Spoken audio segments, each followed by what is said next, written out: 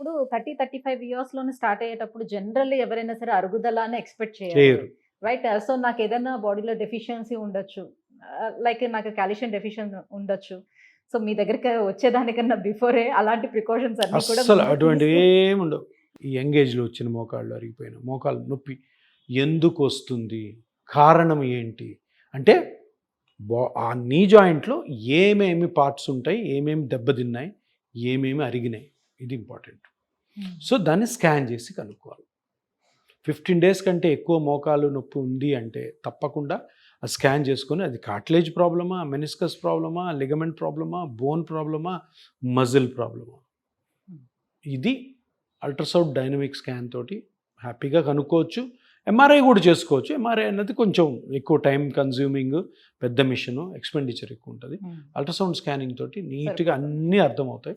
ఒక preliminary diagnosis, ఇంకా ఏమైనా డెప్త్లో కావాలనుకుంటే అప్పుడు ఎంఆర్ఐకి పోవచ్చు.